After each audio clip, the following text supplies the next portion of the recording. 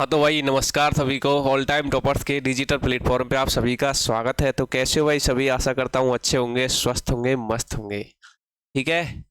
तो भाई देखो, एक चैप्टर यानी कि एक यूनिट अपनी खत्म हो चुकी है और उससे संबंधित जो भी प्रश्न बन सकते थे ना, उनकी एक पीडीएफ मैंने आपके लिए डाल दी है। लास्ट में जब चैप्टर खत्म हो गया है, चैप्टर की जितनी पीडीएफ है उसके बाद में एक पीडीएफ और है दोस्तों, अभ्यास अभ्यास प्रश्न नाम से।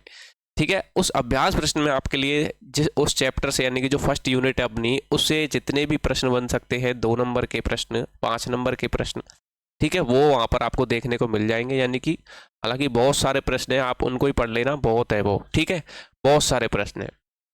अब दोस्तों हम आगे अगली यूनिट पर चलते हैं अपनी, यानी कि एक यूनिट अपनी समाप्त हो चुकी है। अगली यूनिट पर चलते हैं भैया अपन। अगली यूनिट है दोस्तों अपनी कक्षा अधिगम का प्रबंधन करना। ठीक है। यानी कि पहली यूनिट जो थी जिसमें अपन ने दोस्तों विद्यालय के बारे में देखा था कि हमारे लिए जो विद्यालय वो कैसा होना चाहिए, कक्ष के बारे में देखा, हमारी कक्षाएं कैसी होनी चाहिए, हमारा टीचर कैसा होना चाहिए, प्रशिक्षण लेकर के आया हुआ होना चाहिए। पाठ्य योजना के बारे में अपन ने पढ़ा था। किसके बारे में? पाठ्य योजना, यानी कि अपना जो सिलेबस होता है, अपना लेवल पढ़ाता है, यानी कि किस स्तर के विद्यार्थियों के लिए किस तरह पढ़ाना चाहिए। अब दोस्तों यहाँ पर कक्षा का अधिगम के बारे में देखेंगे कि कक्षा जो है उसमें उसका जो वातावरण है वो कैसा होना चाहिए, उसके लिए जो भौतिक संसाधन है दोस्तों वो क्या क्या होने चाहिए कक्ष के लिए। ठीक है। भौतिक संसाधन है दोस्तों, एक दोस्तों वैसे संसाधन है जिन्हें हम जो अपने यूज में आते हैं। ठीक है। और एक ऐसे संसाधन जिन्हें हम नहीं देख सकते। ठीक है। तो उन संसाधनों के बारे में अपन देखेंगे जो हमारी कक्षा में एक टीचर और एक विद्यार्थी के लिए जो आवश्यक होते हैं, एक स्कूल के लिए जो आवश्यक होते हैं, उन संसाधनों के बारे में अपन देखेंगे और उन संसाधनों को अपन वर्गीकृत करके पढ़ेंगे। यानी कि मानवीय संसाधन, भौतिक संसाधन और दोस्तों अदृश्य संसाधन जिनको अपन नहीं देख सकते, उनको पूरी डिटेल से यहाँ पर देखना है। ठीक है। थोड़ा सा दिमाग में अपने में एक इमेज बना लो कि अपन आज क्या पढ़ने वाले हैं। ठीक है भाई, तो चलें आगे। चलिए, तो यहाँ पर कक्ष में दोस्तों बाल केंद्रित शिक्षण अधिगम प्रक्रिया। बाल केंद्रित यानी कि बालक केंद्रित, बालकों को पढ़ाना है। ठीक है भाई, बालकों। तो देखो भाई यहाँ पर child centred teaching learning process in classroom. ठीक है, बिल्कुल सीधी सी बात है कि मैनेजिंग क्लासरूम लर्निंग, यानी कि जो शिक्षण अधिगम है दोस्तों, जो शिक्षण की प्रक्रिया है क्लास के अंदर, उसको कैसे मैनेज करना है, ये सारी बातें अपन यहाँ पर पढ़ते हैं। आगे चले भाई अपन कक्ष अधिगम सामग्री और संसाधनों का प्रबंधन, यानी कि दोस्तों मैनेजिंग, किसका मैनेजमेंट करना है? तो managing teaching learning materials and resources. जो भी मटेरियल्स है, जो भी रिसोर्स है, जो भी संसाधन है, उनका मैनेजिंग करना, उनका मेंटेनेंस बनाना दोस्तों, इसके बारे में अपन पढ़ेंगे। ज्यादा और कुछ नहीं है। देखो, तो आगे चलते हैं दोस्तों। यहाँ पर अपन बात करते भाई, देखो अधिगम संसाधन का अर्थ और प्रकार देखते हैं। अधिगम यानी कि दोस्तों, अधिगम यानी कि जो सीखते हैं अपन, जो लर्निंग है हमारी, उस सीखने की प्रक्रिया के बारे में देखें तो उसका अर्थ और उसका प्रकार। शिक्षा दोस्तों, इसके बारे में देखो तो यानी कि मीनिंग यानी कि दोस्तों अर्थ, एंड टाइप्स यानी कि प्रकार, ऑफ लर्निंग रिसोर्सेस यानी कि सीखने के जो संसाधन है हमारे, मानवीय संसाधन है, भौतिक संसाधन है। मानवीय संसाधन यानी कि एक व्यक्ति के द्वारा दोस्तों तुम कुछ सीखते हो, जैसे मैं आपको कुछ बता रहा हूँ, ये मानवीय संसाधन हो गया। भौतिक संसाधन, जैसे कि मैं इस माइक से बोल रहा हूँ, ये एक भौतिक संसाधन है, इसकी सहायता से मैं बोल पा रहा हूँ, आप सुन पा रहे हो, तो ये कैसा है? एक भौतिक संसाधन है। ठीक है। तो यहाँ पर इनका अपन वर्गीकरण करेंगे। क्या करेंगे? इनका यहाँ पर अपन वर्गीकरण करेंगे, इनको बांटेंगे अलग अलग प्रकारों में, फिर इनके बारे में थोड़ी सी डिटेल से चर्चा करेंगे। तो यहाँ पर दोस्तों अपन का उद्देश्य क्या है? इन संसाधनों के बारे में देखें तो इन संसाधनों को पढ़ क्यों रहे हैं? इनका उद्देश्य क्या है भाई? इनका उद्देश्य शिक्षा प्राप्त करना है। कैसी शिक्षा प्राप्त करना है वो अपन आगे देखते हैं कि शिक्षा के जो उद्देश्य है दोस्तों, उनकी प्राप्ति के लिए जिन संसाधनों, जिन साधनों और जिन माध्यमों का प्रयोग किया जाता है। क्या? शिक्षा प्राप्त करने के लिए जिन साधनों का दोस्तों प्रयोग किया जाता है, जिन माध्यमों का प्रयोग किया जा सकता है, वो माध्यम कैसे भी हो सकते हैं दोस्तों। एक आप देखते हो, जैसे अपन बोर्ड पर पढ़ रहे हैं, आप इमेज को देखकर पढ़ रहे हैं, आप वीडियो को देखकर पढ़ रहे हैं, किसी टीचर से वैसे पढ़ रहे हैं, एक ऑडियो सुन रहे हो, वो यानी कि कई तरह से पढ़ रहे हो आप, अलग अलग संसाधन है। एक दोस्तों वर्चुअल पढ़ रहे हैं, किसी टीचर से ऑफलाइन पढ़ रहे हो, आप मेरे से ऑनलाइन पढ़ रहे हो, तो ये अलग अलग संसाधन है दोस्तों। ठीक है। तो हमको शिक्षा प्राप्त करनी है। अब वो शिक्षा किन साधनों से प्राप्त करनी है, किन माध्यमों से प्राप्त करनी है, इसके बारे में देख रहे हैं। उन्हें अधिगम संसाधन कहा जाता है। यानी कि दोस्तों शिक्षा के उद्देश्यों की प्राप्ति के लिए जिन साधनों का, जिन माध्यमों का प्रयोग किया जाता है उनको क्या कहते हैं, उनको अधिगम संसाधन कहा जाता है। यानी कि अधिगम, अधिगम यानी कि सीखने के लिए जो संसाधन है उन संसाधन कहा जाता है। ठीक है, ये संसाधन दोस्तों शिक्षण अधिगम प्रक्रिया को क्या बनाते हैं, प्रभावी बनाते हैं, रोचक बनाते हैं, इंटरेस्टिंग बनाते हैं, रुचिकर बना देते हैं और उपयोगी बना देते हैं। क्या बना देते हैं, यूजफुल बनाते हैं, इंटरेस्टिंग बनाते हैं। ठीक है, ये बात आई समझ में। दोस्तों अधिगम संसाधन जो होते हैं इनके प्रकारों के बारे में देखते हैं अपन। यानी कि जो सीखने की जो संसाधन है, जिन संसाधनों से अपन सीखते हैं वो कितने प्रकार के हैं, 3 प्रकार के संसाधन है। कितने प्रकार के हैं, 3 प्रकार के संसाधन है। अब इन तीनों प्रकारों को याद रखना। यहां से प्रश्न बन सकता है दोस्तों कितने नंबर का, एक 2 मार्क्स का और 5 मार्क्स का भी, 2 मार्क्स का और 5 मार्क्स का, दोनों तरीके से बन सकता है। थोड़ा सा छोटा होगा 2 मार्क्स का, थोड़ा कम और बड़ा होगा 5 मार्क्स का। अब पहले 2 नंबर वाले की बात करें तो अधिगम संसाधन मुख्यतः 3 प्रकार के होते हैं। कितने, 3 प्रकार के। 3 प्रकार के कौन से होते हैं भाई, देखो, मानवीय संसाधन, भौतिक संसाधन और भाई मेरे एक होता है अदृश्य संसाधन। तो यहाँ पर बना एक 2 नंबर का प्रश्न बन सकता है। यहाँ पर कितने नंबर का, 2 नंबर का। तो भाई सबसे पहले अपन देखें जैसे कि मानवीय संसाधन, यानी कि दोस्तों ह्यूमन रिसोर्सेज। ह्यूमन रिसोर्सेज जैसे कि देखो इसके अंतर्गत दोस्तों विद्यालय से जुड़े, इससे जुड़े, विद्यालय से जुड़े सभी व्यक्ति आते हैं। विद्यालय से कौन जुड़ा होता है, टीचर जुड़ा होता है। जहाँ पर प्रधानाध्यापक भी जुड़ा होता है, वहाँ पर स्टूडेंट्स भी जुड़े होते हैं टीचर से। तो वहाँ पर जितने भी व्यक्ति हैं दोस्तों, ठीक है, इसके अंतर्गत यानी कि विद्यालय से जो व्यक्ति जुड़े होते हैं, चाहे वो वहाँ पर काम करने वाला हो, चाहे वो वहाँ पर पढ़ने वाला हो, चाहे वहाँ पर पढ़ाने वाला हो, चाहे स्कूल का प्रिंसिपल हो। ठीक है, जैसे मुख्य अध्यापक है दोस्तों, शिक्षक है, विद्यार्थी है, अभिभावक है और समाज है। यानी कि एक टीचर जो कि विद्यार्थियों से जुड़ा है, उनके अभिभावकों से जुड़ा है, एक समाज से जुड़ा है। तो ये दोस्तों क्या है, ये मानवीय संसाधन है। कैसे संसाधन है, मानवीय संसाधन है। समाज में कुछ सीखने के संसाधन है। ठीक है, तो कैसे है, मानवीय संसाधन। ये संसाधन शिक्षण अधिगम प्रक्रिया के संचालन में दोस्तों सबसे महत्वपूर्ण भूमिका निभाता है। कौन सा, जो मानवीय संसाधन है, शिक्षण अधिगम जो प्रक्रिया है, यानी कि हम जो सीख रहे हैं, हम जो पढ़ रहे हैं, उसमें सबसे महत्वपूर्ण भूमिका निभाने वाला संसाधन कौन, हमारा प्रधानाचार्य है, यानी कि जो स्कूल का सबसे बड़ा मेन हेड होता है। इसके अलावा जो टीचर हैं, जो हमारे विषयों को पढ़ाते हैं, जो हमारे पाठ्यक्रम को पढ़ाते हैं, हमारे टेस्ट लेते हैं, हमारा परीक्षण करते हैं। और दोस्तों हमारे अभिभावक जो समय समय पर हमारे जो प्रोग्रेस चल रही है उस प्रोग्रेस की दोस्तों रिपोर्ट लेते हैं, हमारी जो कमियां हैं उन कमियों को दूर करते हैं, हमारे टीचर से हमारी शिकायत करते हैं, टीचर हमारे अभिभावकों से शिकायत करते हैं। तो इस तरह से दोस्तों एक कनेक्शन बनता है और उस कनेक्शन से दोस्तों अपन सीखते हैं। यानी कि यहाँ पर अध्यापक का और अभिभावकों का समन्वय बना। उससे क्या हुआ दोस्तों, जो बीच में जो बंदा सीख रहा है, कौन, स्टूडेंट, उसकी दोस्तों क्या हो रही है, घिसाई हो रही है। क्या हो रही है, घिसाई हो रही है। अब वो घिसाई क्यों हो रही है भाई, उसके अच्छे भविष्य के लिए हो रही है। ठीक है, तो भाई वहां पर भौतिक संसाधन जो है उनमें वो मानवीय संसाधन, उनमें कौन कौन आएंगे ये आपको याद रखने। उनमें टीचर आएंगे, उसमें स्टूडेंट्स भी आएंगे, उसमें प्रधानाचार्य भी आएगा, उसमें अभिभावक भी आएंगे। इसके बाद आता है भौतिक संसाधन यानी कि फिजिकल रिसोर्सेज। फिजिकल रिसोर्सेज क्या होते हैं दोस्तों, भौतिक संसाधनों में विद्यालय की वे सभी वस्तुएं शामिल होती हैं। कौन सी, जो प्रत्यक्ष रूप से दिखाई देती हैं। जैसे दोस्तों विद्यालय की बिल्डिंग, हम विद्यालय में पढ़ रहे हैं तो विद्यालय की बिल्डिंग होगी, बिल्कुल उसी बिल्डिंग में तो बैठ करके पढ़ेंगे। ठीक है, फर्नीचर होगा बैठने के लिए, पुस्तकालय, लाइब्रेरी होगी, पुस्तकें होंगी, बुक्सें होंगी, प्रयोगशाला यानी कि लैब होगी, खेल का मैदान होगा दोस्तों। ठीक है, स्पोर्ट ग्राउंड होगा एवं शिक्षण सहायक सामग्री होगी। बिल्कुल, और जो शिक्षण सहायक सामग्री, जो भी पढ़ने के लिए जो भी चीज़ें उपयोग होनी चाहिए स्कूल के अंदर, चाहे वो मैथ की क्लास के अंदर हो, चाहे वो साइंस की क्लास के अंदर चार्ट वगैरह हो, चाहे कैसे भी हो, वो सारी शिक्षण की सामग्री अगर स्कूल में उपलब्ध है तो वो कैसे संसाधन है, भौतिक संसाधन। जिन भौतिक संसाधनों के माध्यम से हम सीखते हैं। ठीक है, ये संसाधन सीखने के लिए अनुकूल वातावरण प्रदान करते हैं। बिल्कुल भाई, अगर आपके पास किताब ही ना हो, टीचर कहेगा कि भाई कैसे पढ़ेंगे आप, 10 बच्चों के पास किताब नहीं है, 5 बच्चों के पास किताब है, 2 बच्चों के पास किताब है, तो भाई पढ़ाई हो पाएगी नहीं। अगर टीचर कुछ पढ़ने के लिए भी, देखो कहाँ से लाओगे पढ़ के, तो जब स्कूल खुलते हैं ना, कुछ बच्चों के पास ओपन होते हैं, जैसे किताबें नहीं होती, वो टीचर क्या कहता है, अरे भाई किताब लेकर के आओ जल्दी से। ठीक है, जल्दी से जल्दी किताब लेकर के आओ, आपकी पढ़ाई स्टार्ट हो चुकी है। ठीक है, फिर कैसे सीखोगे, पीछे रह जाओगे, दिक्कत आएगी।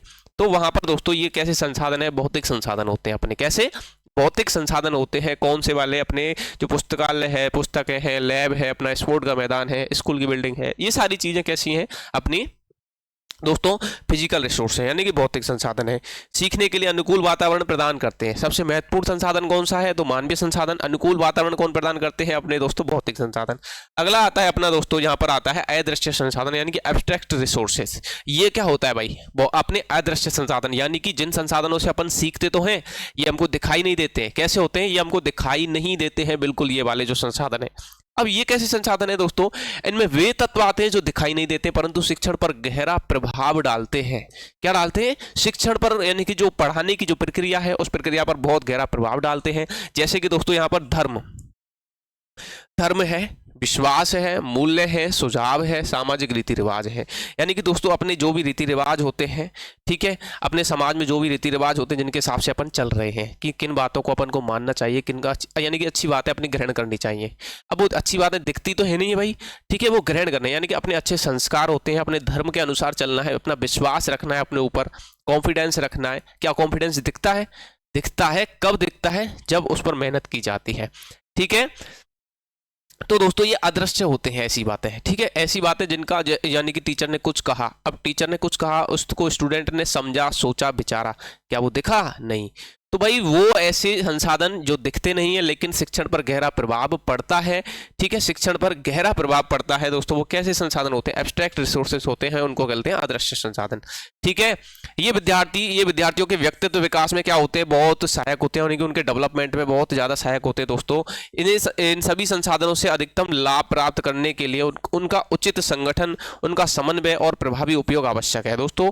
यानी कि अपने मानवीय संसाधन, अपने भौतिक संसाधन, अपने अदृश्य संसाधन, यदि इनका संगठन, इनका समन्वय बनाकर, यानी कि इनको कनेक्ट करके यदि अपन आगे बढ़े, यानी कि अपन जो अदृश्य संसाधन है उनसे अच्छी तरह से सीखें, अपने भौतिक संसाधन है उनसे अच्छी तरह से शिक्षा ग्रहण करें, और अपने जो मानवीय संसाधन है उनसे अच्छी तरह तालमेल बैठा करके और अच्छी तरह से आगे बढ़े, तो हम बहुत आगे जा सकते हैं।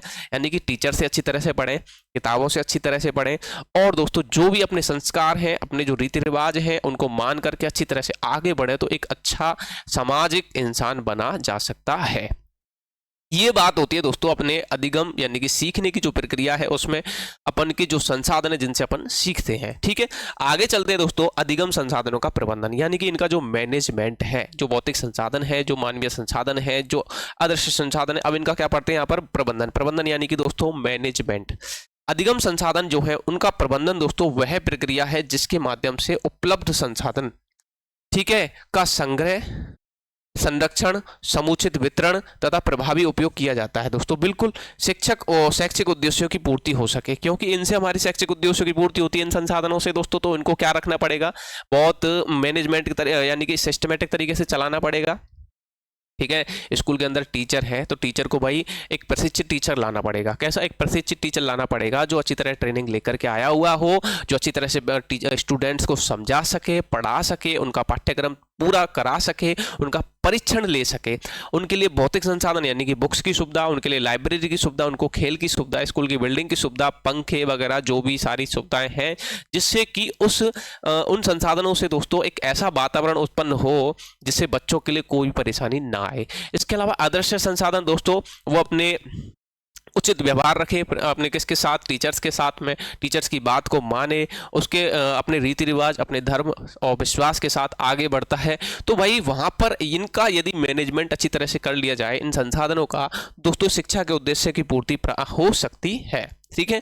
तो यहाँ पर अपन बात करें दोस्तों विद्वानों की परिभाषा, कुछ विद्वानों ने अपने अपने अलग अलग मत दिए इसके बारे में, प्रबंधन के बारे में, जो ये अधिगम के संसाधन जो है उनके प्रबंधन के बारे में। तो केनार्ड एक विद्वान थे, जिन कौन दोस्तों? केनार्ड क्या कहते हैं कि प्रबंधन वह प्रक्रिया है जिसके अंतर्गत, यानी कि प्रबंधन यानी कि मैनेजमेंट दोस्तों, जिसके अंतर्गत अधिगम संसाधनों का संग्रह तथा उन्हें शैक्षिक उद्देश्यों की प्राप्ति हेतु समन्वित किया जाता है। क्या है? जिसके अंतर्गत अधिगम संसाधन यानी कि जो सीखने के संसाधन है, जैसे मानवीय संसाधन, जैसे भौतिक संसाधन और जैसे दोस्तों अपने अदृश्य संसाधन, उनका संग्रह तथा उन्हें शैक्षिक उद्देश्यों की प्राप्ति हेतु समन्वित किया जाता है। समन्वित यानी कि दोस्तों एक तरह से कह सकते हैं कनेक्ट किया जाता है। क्या किया जाता है? कनेक्ट किया जाता है तीनों संसाधनों को आपस में दोस्तों, जैसे शिक्षा के उद्देश्यों की क्या हो? प्राप्ति हो सके, ठीक है। डाल्टन एक विद्वान है, डाल्टन क्या कहते हैं कि प्रबंधन यानी कि मैनेजमेंट एक आधारभूत संगठनात्मक गतिविधि एवं एकीकरण की प्रक्रिया है।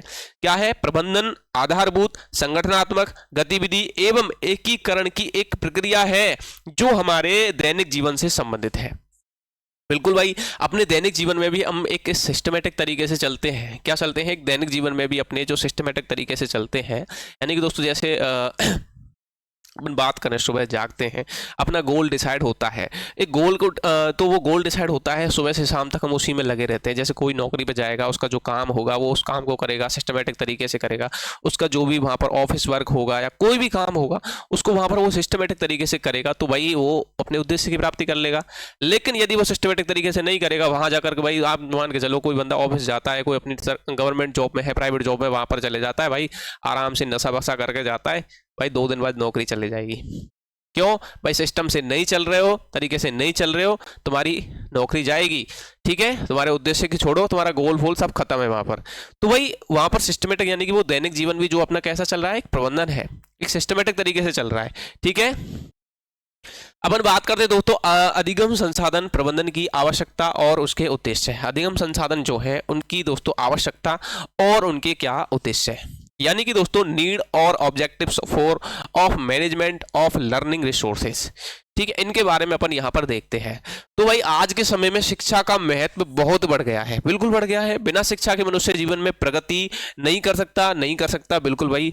ठीक है, शिक्षा के उद्देश्यों की प्राप्ति के लिए विद्यालयों में उपलब्ध संसाधनों का उचित प्रबंधन अत्यंत आवश्यक है। अब विद्यालय में जो संसाधन है उनका उचित प्रबंधन यानी कि मैनेजमेंट जो है बहुत आवश्यक है। मानवीय संसाधन जैसे टीचर्स का होना आवश्यक है कि नहीं? टीचर्स नहीं होंगे स्कूल में कौन पढ़ाएगा? मानवीय संसाधन होना आवश्यक है। एक प्रिंसिपल जो कि टीचर्स के ऊपर होता है वो बहुत आवश्यक है। स्कूल के अंदर जो कर्मचारी हैं, सफाई कर्मचारी वगैरह बहुत आवश्यक है। ठीक है, स्कूल के अंदर टीचर्स ही हो, स्टूडेंट्स ना हो फिर भी बेकार है, तो स्टूडेंट्स होना आवश्यक है। उनमें एक तालमेल बैठाना बहुत आवश्यक है। टीचर्स का स्टूडेंट को अच्छी तरह से पढ़ाना आवश्यक है। तो वही है दोस्तों, वहां पर उचित प्रबंधन दोस्तों आवश्यक है। यदि अधिगम संसाधनों का सही प्रबंधन ना किया जाए, एक सिस्टमेटिक तरीके से विद्यालय की जो कार्य प्रणाली है वो ना चलाई जाए, ठीक है, चाहे वहाँ बुक्स की, चाहे पुस्तकालय की, चाहे वहाँ स्पोर्ट्स के मैदान की, स्कूल की बिल्डिंग की, वो ना हो, टीचर्स ना हो, सारी चीजें सिस्टमेटिक तरीके से चलानी पड़ती है दोस्तों। ठीक है, तो सही प्रबंधन ना किया जाए तो शिक्षा के उद्देश्य पूरे हो सकते हैं और ना ही, ठीक है, ना तो शिक्षा के पूरे उद्देश्य पूरे होंगे, यानी कि शिक्षा नहीं मिलेगी, ना ही विद्यार्थियों का सर्वांगीण विकास संभव है, ना ही एक अच्छे विद्यार्थी का विकास संभव है।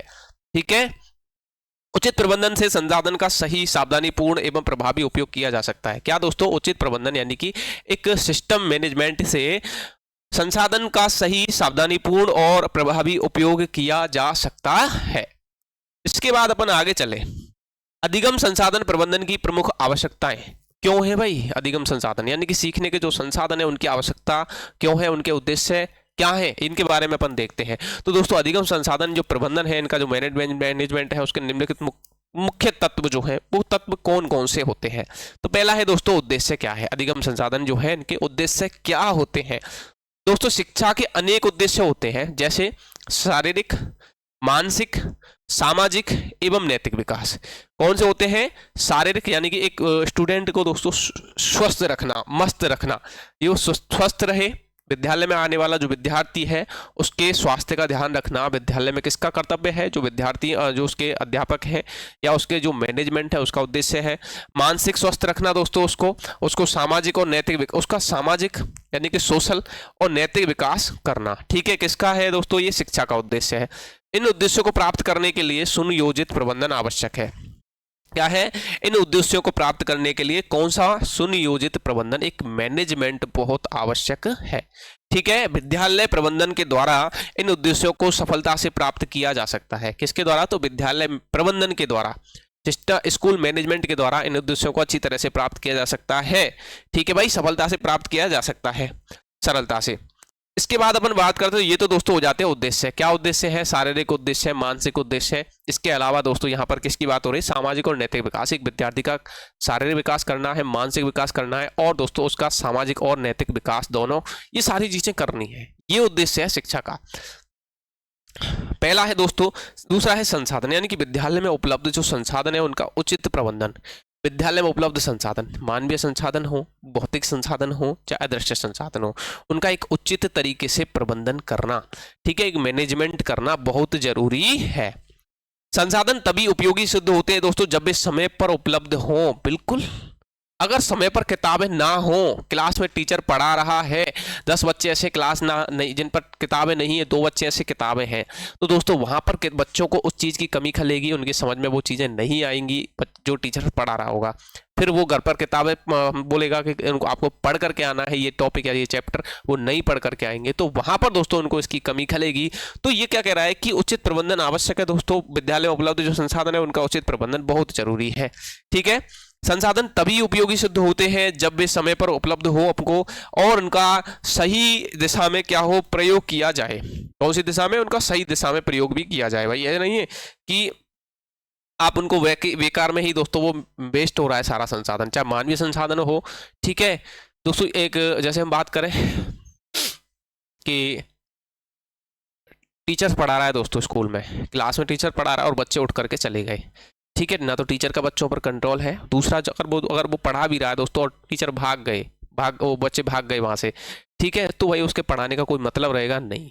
तो वहां पर यही बात हो रही है, जब वे समय पर उपलब्ध हो, उनका सही दोस्तों दिशा में प्रयोग किया जाए, तो संसाधन प्रबंधन में संसाधनों की उपलब्धता तथा उनका प्रभावी उपयोग दोस्तों शामिल होता है। बिल्कुल सीधी सी बात है, आपको संसाधन का उपयोग करना है तो उनका उचित प्रबंधन करना पड़ेगा। ठीक है, प्रबंधन करना पड़ेगा।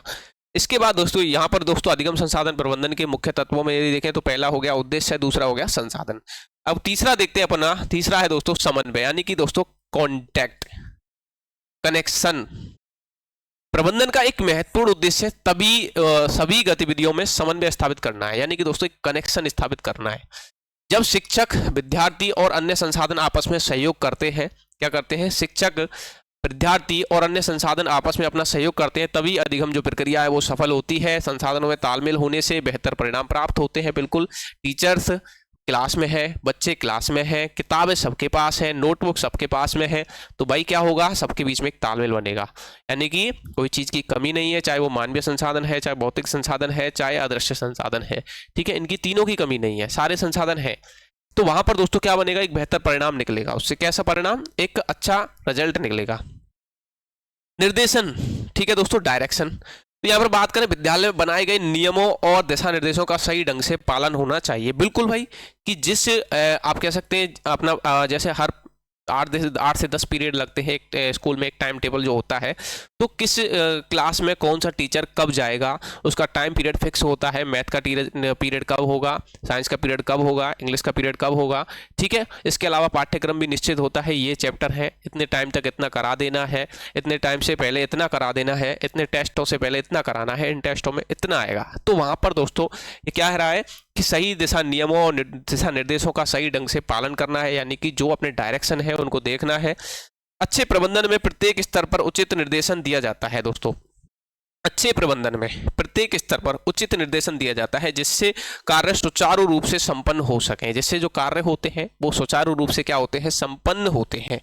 ठीक है, इसके बाद अपन बात करते हैं यहाँ पर नियोजन। नियोजन यानी कि एक प्लानिंग, क्या होती है दोस्तों, एक प्लानिंग होती है। नियोजन यानी कि प्लानिंग, भविष्य की गतिविधियों की पूर्व तैयारी को नियोजन कहते हैं। क्या कहते हैं, पूर्व तैयारी, भविष्य, यानी कि दोस्तों अपन की 1 साल की तैयारी होती है, बच्चे पढ़ते हैं, उन बच्चों को पहले ही दोस्तों तैयार करना उनकी जो सिलेबस है उस सिलेबस को, यानी कि पाठ्य पुस्तकें आ जाती हैं, अपना सिलेबस आ जाता है, तो सिलेबस के अनुसार अपन को चलना पड़ता है कि फर्स्ट टेस्ट होंगे, सेकंड टेस्ट होंगे, थर्ड टेस्ट होंगे, 6th अपनी छमाही वाले टेस्ट होंगे, अर्धवार्षिक परीक्षाएं होती हैं, वार्षिक परीक्षा। तो अपन को किस तरह से यहाँ पर इनको देखते हुए चलना है, ये सारी चीज़ें अपन को देखकर, यानी कि पहले ही प्लानिंग कर लेनी पड़ती है। तो यहाँ पर दोस्तों भविष्य की जो गतिविधि है उनकी पूर्व तैयारी को क्या कहते हैं, नियोजन कहते हैं। यहाँ पर अपन बात करें, नियोजन के द्वारा संभावित कठिनाइयों और समस्याओं का समाधान पहले ही किया जा सकता है।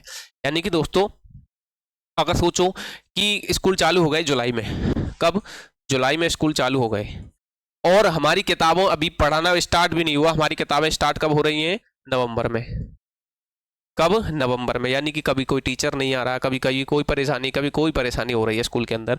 भाई जो जुलाई से लेकर के नवंबर तक तो जो पढ़ाया जाना था, यानी कि दिसंबर में आपके एग्जाम होंगे, कब, दिसंबर में, तो भाई जुलाई से लेकर नवंबर तक तो जो पढ़ाया जाना था, जो एग्जाम में आना था, क्या वो नवंबर से दिसंबर में 1 मई में हो जाएगा? नहीं भाई, अगर हो भी जाएगा तो वो जो शिक्षा मिलनी चाहिए थी, जिस टाइम पीरियड में जितनी शिक्षा मिलनी चाहिए थी वो उनको नहीं मिलेगी, फिर तो आप वहां पर घिसोगे, कोई फायदा नहीं है। तो इसी बात को यहाँ पर दोस्तों समझाया जा रहा है। इसी बात को यहाँ पर समझाया जा रहा है क्या कि भाई उचित प्रबंधन से दोस्तों, यानी कि पहले ही जो प्लानिंग है उस प्लानिंग से दोस्तों जो संभावित जो कठिनाइयां हैं, जो समस्याएं, उनका समाधान किया जा सकता है। ठीक है, यह प्रबंधन का एक महत्वपूर्ण कार्य है। कौन सा? नियोजन भी, यानी कि एक प्लानिंग। इसके बाद आती है दोस्तों मूल्यांकन, यानी कि टेस्ट होना एक तरह से। मूल्यांकन प्रबंधन का आवश्यक तत्व है दोस्तों। मूल्यांकन क्या है? प्रबंधन यानी कि मैनेजमेंट का एक आवश्यक तत्व है। आप जो भी मैनेजमेंट बना रहे हो, एक बार उस पर देखो कि अमल करके कि ये सही हो रहा है या नहीं हो रहा, आपने जो मैनेजमेंट बनाया है। विद्यालय की गतिविधियों का समय समय पर मूल्यांकन करते रहना, करने से दोस्तों कमियां पहचान होती हैं और उन्हें समय से रहते दूर किया जा सकता है। जैसे दोस्तों बीच बीच में क्लास में दोस्तों टीचर प्रश्न पूछते रहते हैं विद्यार्थियों से। क्यों पूछते रहते हैं? भाई इनके समझ में आ रहा है या नहीं आ रहा। ठीक है, अगर मेरे अंदर कोई कमियां है, मैं ढंग से नहीं पढ़ा पा रहा हूं, तो क्या कमियां रह रही हैं? ये उत्तर नहीं दे पा रहे हैं, क्यों नहीं दे पा रहे हैं? कि मैं इनको समझा रहा हूं फिर भी ये प्रश्न का जवाब नहीं दे पा रहे हैं। ठीक है, तो भाई वहां जो कमियां रह रही हैं उन कमियों को दूर करना। इसी तरह से दोस्तों भौतिक संसाधनों में कोई कमी होती है, उनको दूर करना। ठीक है, भौतिक संसाधन, स्कूल की बिल्डिंग है, चाहे कोई भी संसाधन है, उनकी कमी रहती है, चाहे पुस्तकालय नहीं है, किताबें नहीं है, तो उनकी जो कमी है उनको दूर करना, सारी समस्याओं का हल करना। मानवीय संसाधन, भौतिक संसाधन, अदृश्य संसाधन, जिससे कि दोस्तों मूल्यांकन अच्छी तरह से होगा तो शिक्षा के जो उद्देश्य है वो प्राप्त होंगे। ठीक है, इसके बाद अपन दोस्तों यहाँ पर आगे देखते हैं सहायक सामग्री का प्रयोग करते समय जो सावधानी है। सहायक सामग्री जितनी भी यानी कि अधिगम संसाधन जो होते हैं, अधिगम जो सामग्रियां होती हैं जिनके माध्यम से हम सीखते हैं, तो उन संसाधनों का दोस्तों क्या करना, उचित तरीके से प्रयोग करना। कैसे करना? प्रयोग का करते समय सावधानियां क्या रखनी है। ठीक है, यानी कि दोस्तों आगे चलें, जैसे कि शिक्षण अधिगम प्रक्रिया को प्रभावी, शिक्षण अधिगम यानी कि पढ़ाने की जो प्रक्रिया है उसको प्रभावी और रोचक बनाने, क्या बनाने? प्रभावी बनाने और रोचक बनाने में सहायक सामग्री का महत्वपूर्ण स्थान है। किसका? सहायक सामग्री का महत्वपूर्ण स्थान है। किंतु यदि इनका प्रयोग सावधानी पूर्वक ना किया जाए, किंतु इन सहायक सामग्रियों का जो प्रयोग है सावधानी पूर्वक ना किया जाए तो इनका अपेक्षित लाभ नहीं मिल पाता। क्या नहीं मिल पाता? अपेक्षित लाभ नहीं मिल पाएगा इनका। ठीक है, अतः सहायक सामग्री का उपयोग करते समय निम्नलिखित सावधानियों का ध्यान रखना चाहिए। क्या सावधानियां रखनी चाहिए संसाधनों का प्रयोग करते समय? जो भी संसाधनों का आप प्रयोग कर रहे हैं, उपयुक्तता और साधारणता। दोस्तों सहायक सामग्री विषय वस्तु के अनुरूप और साधारण होनी चाहिए। यानी कि बच्चे पढ़ रहे हैं दोस्तों, कोई भी विषय पढ़ रहे हैं, चाहे मैथ पढ़ रहे हैं, चाहे अपनी एसएसटी पढ़ रहे हैं, चाहे इंग्लिश पढ़ रहे हैं, तो दोस्तों उनका जो लेवल है उस लेवल के अनुसार होनी चाहिए। भाषा सरल होनी चाहिए जिससे कि वो समझ सकें, टीचर अच्छी तरह से समझा सके, बच्चे अच्छी तरह से समझ सके। तो कैसी होनी चाहिए? देखो यहाँ पर सहायक सामग्री विषय वस्तु के अनुरूप हो, साधारण होनी चाहिए, सरल होनी चाहिए। सहायक सामग्री सरल होनी चाहिए जिससे सभी विद्यार्थियों से आसानी से समझ सके। आई बात समझ में? इसके बाद देखो भाई अगला आता है अपना संक्षिप्तता। संक्षिप्तता यानी कि सामग्री संक्षिप्त होनी चाहिए ताकि विद्यार्थी अनावश्यक विवरण में ना उलझे। बिल्कुल, यानी कि तर्क स्पष्ट हो भाई सारे। किताब ऐसी हो जैसे अपन जो भी पढ़ रहे हैं दोस्तों उसका एक संक्षिप्त होता है ना, पीछे की तरफ, चैप्टर के पीछे की तरफ, तो एक संक्षिप्त भी होना चाहिए जहां से दोस्तों आपने जो पढ़ा है उसको आप संक्षिप्त में समझ सकें, सरलता से समझ सकें, स्पष्ट से समझ सकें। ठीक है, भाषा कठिन ना हो। ठीक है, उचित आकार होना चाहिए। सहायक सामग्री इतनी बड़ी होनी चाहिए कि कक्षा के सभी विद्यार्थियों से स्पष्ट रूप से देख सके। बिल्कुल, जैसे ये बोर्ड है दोस्तों, आप सबको दिख रहा है ना, आप सबको दिख रहा है, मैं यहाँ पर वीडियो में पढ़ रहा हूँ। जैसे हम ऑफलाइन पढ़ते हैं दोस्तों, कुछ बच्चे ऐसे होते हैं जिनको नहीं दिख पाता है, पीछे बैठ रहे हैं। ठीक है, तो जैसे किसी की आंखों में दिक्कत होती है तो आगे बैठाओ उनको, या फिर सही तरीके से अपना सिस्टमेटिक मैनेजमेंट बनाओ जिससे कि किसी भी विद्यार्थी को परेशानी ना हो। इसके बाद आती है दोस्तों रोचकता यानी कि इंटरेस्ट। सामग्री रोचक होनी चाहिए। कैसी होनी चाहिए सामग्री? तो सामग्री रोचक होनी चाहिए, यानी कि बच्चों को इंटरेस्ट आए पढ़ने में। टीचर से जो पढ़ा रहा है तो उसको पढ़ने में भी इंटरेस्ट आना चाहिए। किसको? स्टूडेंट को। ठीक है, जिससे विद्यार्थियों की रुचि बनी रहे। क्या बनी रहे? इंटरेस्ट बना रहे भैया। अर्थपूर्णता। अर्थपूर्णता क्या होती है भाई? अर्थपूर्णता के बारे में देखें तो देखो, सहायक सामग्री का शिक्षण से सीधा संबंध होता है। बिल्कुल, सहायक सामग्री का शिक्षण से सीधा संबंध होता है। भाई मैं पढ़ा रहा हूँ, ये बोर्ड पर लिखा हुआ है, पीपीटी आई हुई है, तो सहायक सामग्री है। इसका दोस्तों शिक्षण मेरे पढ़ाने से सीधा संबंध है। बिल्कुल है, और वह अर्थपूर्ण होनी चाहिए, यानी कि बच्चों के समझ में आनी चाहिए, स्टूडेंट्स के समझ में आनी चाहिए। क्या आ रही है? आ रही है आराम से। तो अर्थपूर्ण होनी चाहिए, यानी कि इससे आपको अर्थ समझ में आए, हमने जो पढ़ रहे हैं इसके बारे में। ठीक है, अगला है दोस्तों स्तर अनुकूलता, यानी कि स्तर के अनुकूल होनी चाहिए। आप 10th में पढ़ रहे हो, आप 9th में पढ़ रहे हो, आप 7th में पढ़ रहे हो, 5th में पढ़ रहे हो, 6th में पढ़ रहे हो, आपके स्तर के, आपके लेवल के अनुरूप होनी चाहिए, आपकी क्लास के अनुरूप होनी चाहिए। सहायक सामग्री विद्यार्थियों के शारीरिक और मानसिक स्तर के अनुरूप होनी चाहिए। यानी कि दोस्तों शारीरिक, आप छोटे बच्चे हो, आप एक कह सकते हैं एक 10 साल का स्टूडेंट है, एक 20 साल का विद्यार्थी है, कोई बालक है दोस्तों, क्या वो समान किलो वजन उठा सकते हैं? नहीं भाई। एक 20 किलो वाला, जो एक कह सकते हैं दो समान बंदे हैं, हेल्दी हैं दोनों, एक 10 साल वाला, एक 20 साल वाला, लेकिन जो 10 साल वाला है दोस्तों, उसको उसकी शारीरिक क्षमता के अनुसार उसको काम दो, 20 साल वाले को उसकी शारीरिक क्षमता के अनुसार काम दो। इसी तरह एक 10th क्लास का विद्यार्थी है दोस्तों, एक 5th क्लास का विद्यार्थी है, उसके लेवल के अनुसार उसको मानसिक जो बुद्धि है, यानी कि अपनी जो किताबें हैं उसको समझाओ भाई, आपका लेवल इतना है, आपको अभी इतना पढ़ना है। ऐसा नहीं आप 5th क्लास वाले को 10th क्लास या 12th क्लास किताब समझा रहे हो, नहीं। तो उसकी जो इस तरह अनुकूलता है दोस्तों, उसकी जो सहायक सामग्री है वो विद्यार्थियों के शारीरिक और मानसिक दोस्तों स्तर के अनुसार होनी चाहिए। अत्यधिक प्रयोग से बचाव, यानी कि जहां सहायक सामग्री का प्रयोग दोस्तों आवश्यक हो, वहीं उसका सीमित और संतुलित उपयोग करना चाहिए। यानी कि जो चीजें तुम्हारे लिए बिना सहायक सामग्री के समझाई जा सके उनको ऐसे ही समझो। ये नहीं कि सारी चीजों के लिए ही आपको, जैसे कि आपको पढ़ना है, एक है दोस्तों फर्नीचर लगा हुआ है क्लास में, एक क्लास ऐसी है जिसमें फर्नीचर नहीं लगा हुआ है, ठीक है, दोनों में पढ़ाई हो रही है, वो नीचे बैठ करके फर्श पर पढ़ रहे हैं, एक बेंच पर बैठ करके पढ़ रहे हैं, ठीक है, यानी कि टेबल कुर्सी लगी हुई है। तो भाई वहाँ पर ऐसा तो नहीं है कि टेबल कुर्सी वाले ज़्यादा होशियार हो जाएंगे या फर्श वाले ज़्यादा पीछे रह जाएंगे, नहीं भाई। तो वहाँ पर भौतिक संसाधन जो जहाँ पर जिनकी आवश्यकता है ज़्यादा, वहाँ पर आप उपयोग कर सकते हो, जहाँ पर नहीं है और मत करो। अगर उससे दोस्तों फायदा ना फायदा हो रहा है ना नुकसान हो रहा है तो उसकी कोई ज़रूरत नहीं है, ठीक है। यानी कि सहायक सामग्री का प्रयोग आवश्यक हो, वहीं इसका सीमित और संतुलित दोस्तों उपयोग करें, ठीक है, नहीं वरना नहीं करें। रुचि और एवं आवश्यकता के अनुसार, रुचि यानी कि इंटरेस्ट और दोस्तों नीड यानी कि जो यूज आवश्यक है उसके अनुसार सहायक सामग्री का चयन विद्यार्थियों की रुचि और आवश्यकता को ध्यान में रखते हुए किया जाना चाहिए। यानी कि दोस्तों अपन आपको पढ़ाते हैं, आप कोई सी भी क्लास में पढ़ते हो तो टीचर से दोस्तों जो पढ़ाता है, ऐसा तो नहीं आपकी क्लास के अंदर वो 10th क्लास में 12th क्लास की किताबें पढ़ाएगा, तो वो आपकी ही जो मटेरियल है उसको पढ़ाएगा। कैसा? आपका ही जो मटेरियल है, यानी कि आपकी जो सहायक सामग्री जो चयन है वो विद्यार्थियों की रुचि के अनुसार करना है। उनकी 10th की क्लास है तो उसमें 10th क्लास की मैथ को लेकर के आना है जिससे उनका इंटरेस्ट बना रहे। अगर भाई वो कहीं 12th क्लास की मैथ को ले आया या कोई और बड़ी क्लास की मैथ को ले आया तो बच्चे क्या कहेंगे, भाई इंटरेस्ट की छोड़ो, पहले ही उनका दिमाग खराब हो जाएगा, ठीक है। तो भाई जो सहायक सामग्री उसका चयन विद्यार्थियों की रुचि और आवश्यकता के अनुसार होना चाहिए, ठीक है भाई। इसके बाद देखें दोस्तों, अगला है उचित चयन।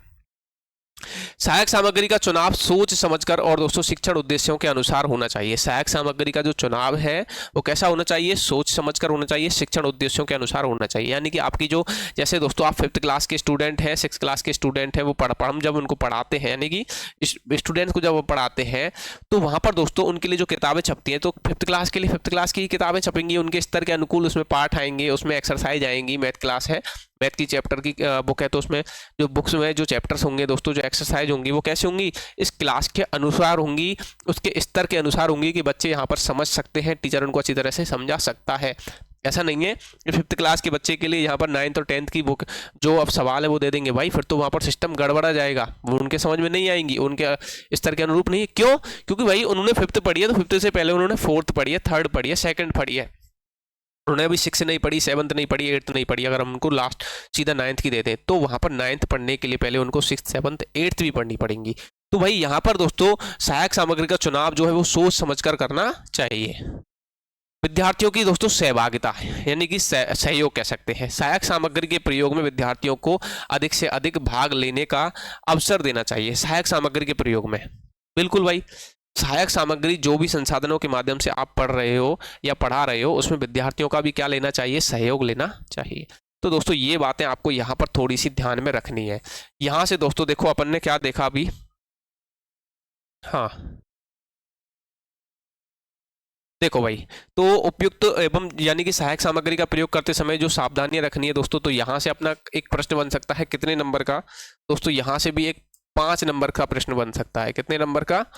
5 नंबर का एक प्रश्न बन सकता है। देखो आप यहाँ देख सकते हो, यहाँ पर अपन ने जो भी पॉइंट पढ़े थे यहाँ पर, ये पॉइंट दोस्तों यहाँ पर आ सकते हैं आपके लिए, ठीक है। इसके बाद अपन आगे चलते हैं भाई। देखो दृश्य सामग्री, यानी कि दृश्य यानी कि देखना, श्रव्य यानी कि सुनना। दृश्य श्रव्य सामग्री जो है उसका रख रखाव तथा संग्रह। यानी कि दोस्तों यहाँ पर देखें कि मेंटेनेंस एंड कलेक्शन, कलेक्शन यानी कि उनका दोस्तों क्या संग्रह, एंड ऑडियो विजुअल एड्स यानी कि दोस्तों जो दृश्य यानी कि देखने की सामग्री और श्रव्य यानी कि जो सुनने की सामग्री है उसका रख रखाव और क्या दोस्तों वहां पर उसका संग्रह। ठीक है, अब यहाँ पर बात करते हैं जैसे दृश्य श्रव्य यानी कि सुनने और देखने की जो सामग्री है उसकी बात करें। दृश्य श्रव्य सामग्री शिक्षण अधिगम प्रक्रिया को प्रभावी, रोचक और क्या बनाती है, स्थायी बनाती है। क्या बनाती है, स्थायी बनाती है। कौन सी प्रक्रिया दोस्तों, दृश्य श्रव्य सामग्री शिक्षण अधिगम प्रक्रिया को प्रभावी, रोचक और स्थायी बनाती है, यानी कि इंटरेस्टिंग बनाती है। स्थायी यानी कि दोस्तों विद्यार्थियों के एक ही बार में समझ में आए और उनके जीवन भर उनके दिमाग में रही रहे, वो यानी कि रहे कि मैंने क्या पढ़ा है। ठीक है, इसके बावजूद अनेक विद्यालयों में पर्याप्त सामग्री उपलब्ध होने पर भी इसका समुचित उपयोग नहीं हो पा जाता है। इसका मुख्य कारण दोस्तों सामग्री की रख रखाव, उनका संग्रह और उनका प्रबंधन की कमी होना। यानी कि दोस्तों हमारे पास सारी सुख सुविधाएं होते हुए भी हमको अच्छी तरह से नहीं पढ़ाया जा रहा। क्यों, हमारे पास जो हमारे लिए जो भौतिक संसाधन है, जैसे कि दोस्तों फर्नीचर है एक स्कूल के अंदर, लेकिन वो फर्नीचर दोस्तों स्टोर रूम में खराब हो रहा है, पड़ा है, टूट रहा है, कोई मतलब उसको क्या नहीं किया जा रहा है, उसको दिया नहीं जा रहा। किसके लिए, स्टूडेंट्स के लिए नहीं दिया जा रहा। तो ये गलत है ना भाई। अगर तुम्हारे पास सुविधाएं हैं तो उनका उपयोग लो। बच्चों के लिए फर्श है लेकिन फिर भी नीचे बैठे हैं भाई। ठीक है, ऐसा होता है सरकारी स्कूलों के अंदर। तो ये सारी बातें हैं दोस्तों यहाँ पर कि इसका मुख्य कारण सामग्री जो है उनके रखरखाव, उनके संग्रह और उनके प्रबंधन की कमी है। ठीक है, अतः दृश्य श्रव्य सामग्री का उचित रखरखाव जो मेंटेनेंस है दोस्तों और जो कलेक्शन है अत्यंत आवश्यक है। जो रखरखाव है उसको सही तरह से रखो, संग्रह करो भाई अच्छी तरह से, और अत्यंत ये क्या है होते हैं अपने आवश्यक होते हैं, यानी कि उचित रखरखाव और दोस्तों उचित संग्रह। ठीक है, यानी कि मेंटेनेंस एंड जो कलेक्शन की बात करें वो बिल्कुल सही होना चाहिए। ठीक है, इसके बाद देखें दोस्तों दृश्य श्रव्य सामग्री के उपयोग में आने वाली समस्या, यानी कि देखने और सुनने की जो सामग्री है उसमें आने वाली समस्याएं। यहाँ पर देखें दोस्तों विद्यालय में दृश्य श्रव्य सामग्री का प्रयोग ना होने पाने के प्रमुख कारण क्या क्या हो सकते हैं। पहला है सामग्री को रखने के लिए पर्याप्त स्थान का अभाव। बिल्कुल भाई, आपके पास फर्नीचर है, किताबें हैं, लेकिन किताबों को रखने के लिए जगह नहीं है।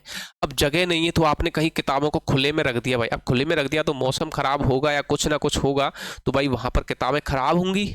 ठीक है, कभी कभी आपने देखा होगा भाई गवर्नमेंट स्कूल में तो क्या होता है, किताबों में दीमक भी लग जाती है। क्या लग जाती है, दीमक भी लग जाती है। क्यों भाई, वो रखी रहती है, साल साल 2-2 साल हो जाते हैं उनको दोस्तों, ताला नहीं खोला जाता है। पुस्तकालय में किताबें सड़ जाती हैं। बिल्कुल भाई, किताबें भी सड़ जाती हैं। आपने देखा होगा बहुत सारे सुविधाएं होती हैं एनसीसी वगैरह की, एनएसएस वगैरह की, उनमें जो ड्रेस होती है दोस्तों वो खराब हो जाती हैं। ठीक है, वहाँ मेंटेनेंस यानी कि उनका मेंटेनेंस और जो कलेक्शन है वो अच्छी तरह से नहीं हो पाता है, तो वो सारी सुविधाएं जो होती हैं वो बेकार जाती हैं। यानी कि जो सुविधाएं मिलनी चाहिए थी स्टूडेंट के लिए वो नहीं मिलती है दोस्तों, वहाँ पर बेकार है उनका मामला जो है। उचित संग्रह एवं व्यवस्था की कमी, वही बात है दोस्तों, उचित संग्रह यानी कि दोस्तों कलेक्शन और व्यवस्था यानी कि जो सिस्टम मैनेजमेंट है उसकी कमी होती है। सामग्री जो है उसकी समय समय पर मरम्मत की व्यवस्था ना होना। बिल्कुल भाई, फर्नीचर जैसे कि कुछ फर्नीचर ऐसा होता है जिसमें थोड़ी थोड़ी कमी होती है। जैसे आपने स्कूल के बोर्ड देखे होंगे, दीवारें देखी होंगी दोस्तों, तो वहाँ पर दोस्तों उनका मेंटेनेंस जो है वो सही होता रहना चाहिए। क्यों, जिससे कि ये जो काम है दोस्तों ये दैनिक जीवन में भी, अपना घर है दोस्तों, अगर उसमें कोई टूट फूट होती है तो वहाँ पर अपन सही कराना पड़ता है उसको हर साल।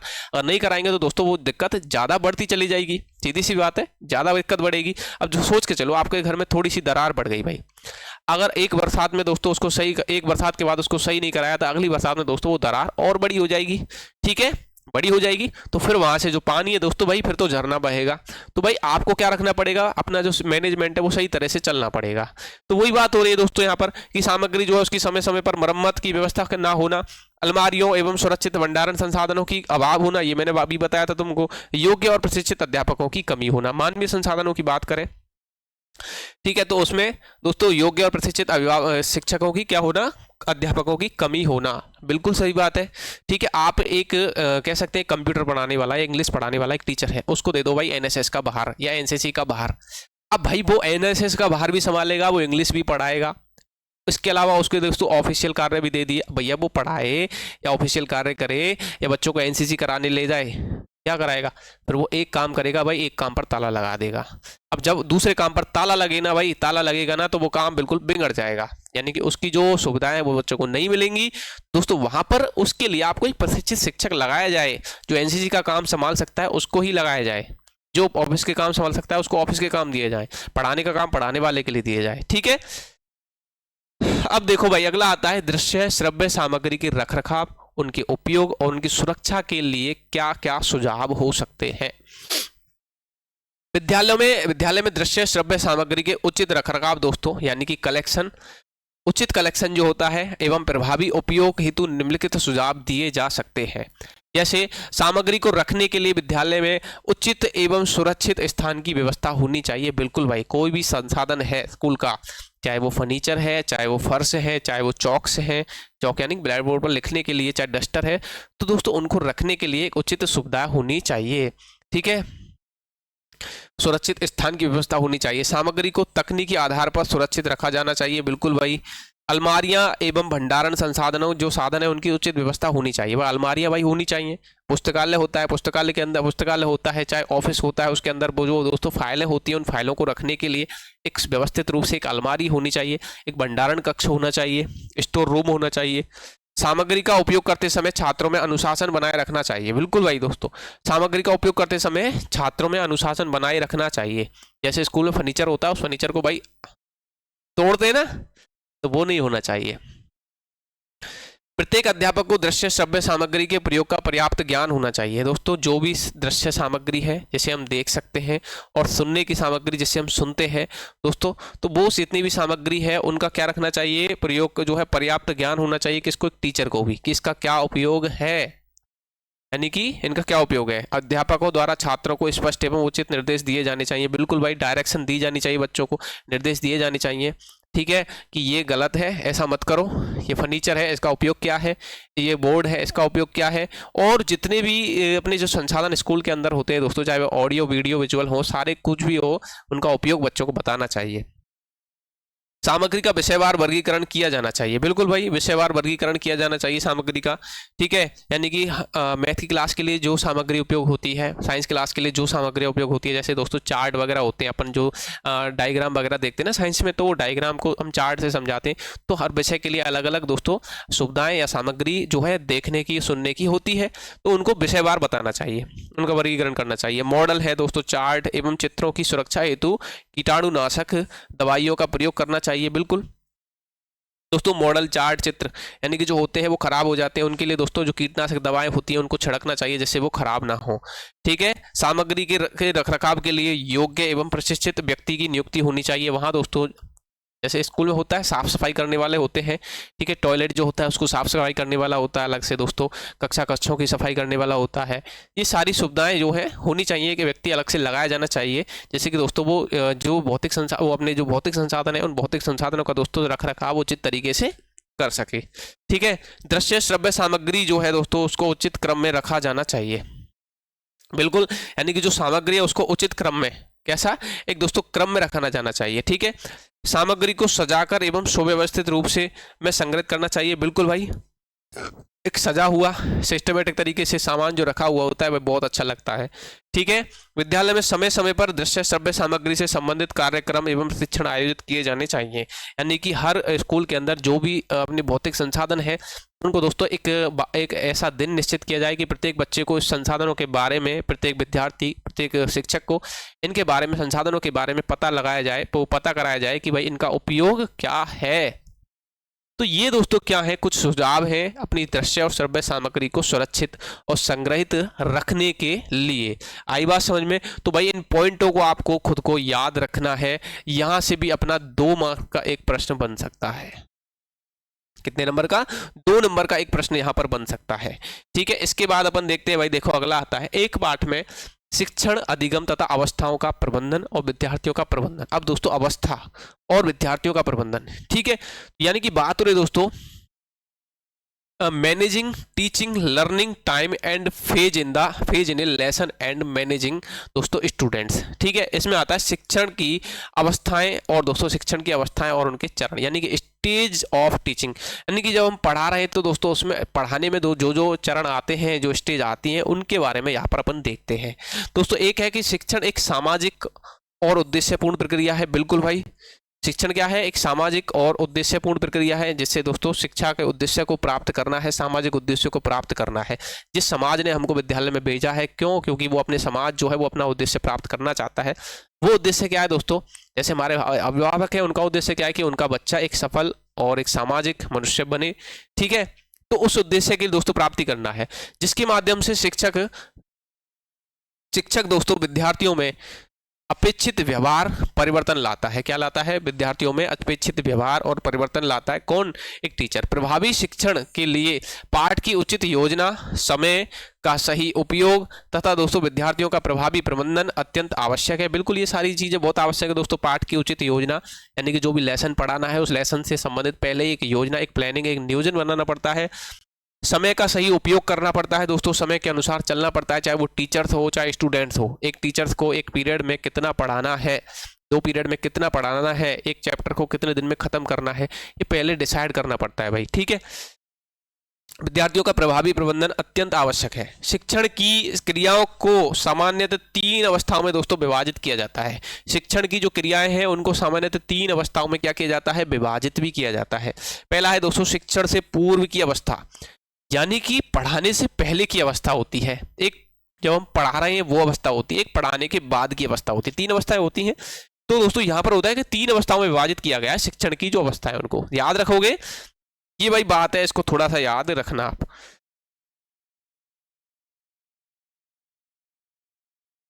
तो भाई देखो यहां पर